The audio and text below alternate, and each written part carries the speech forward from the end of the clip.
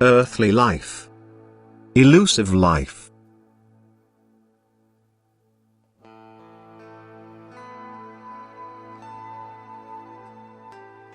Earthly life is but an illusive existence. As soon as you humans realize this, you will have reached the point of ascent. Then you will live consciously, working towards the life which is true existence, which only starts when your body, your soul's material shell, passes away and the soul can rise unimpeded into the spiritual kingdom. Everything that arises on earth before your eyes, everything that is visible to you, is merely temporarily formed spiritual substance which has to serve its purpose on earth as matter to facilitate spiritual maturing.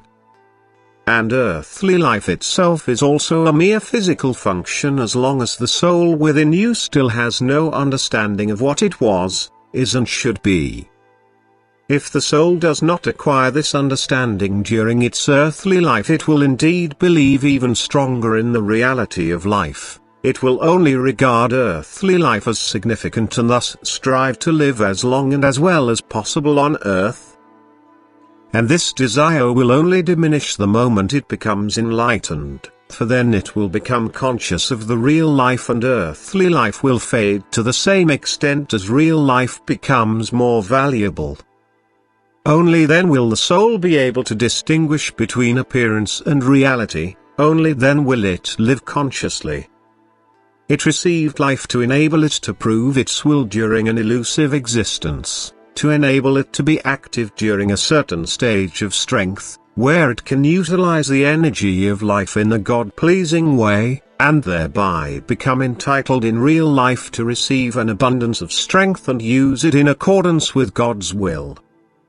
Thus it has to pass a test of life first to demonstrate that it is suitable to receive unlimited strength. For only the utilization of this strength is the actual life, where the soul can be creatively active and also carry out extensive redemption work. If it fails the test of life, if it uses the energy of life at its disposal wrongly, it will forfeit the supply of strength in the true life, which it then would also use wrongly if the soul were to receive an unconditional flow of strength.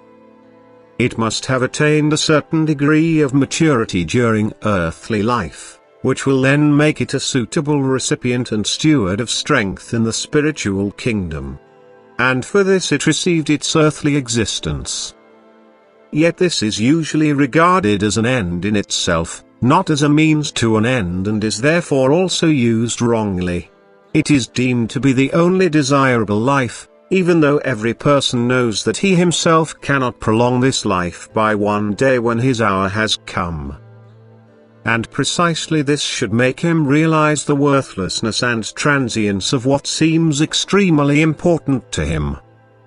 As an intelligent human being, he should make provisions for afterwards and not be satisfied with things which are subject to the law of transience. Earthly life if but an illusive life, something on loan, which can be taken away again at any time.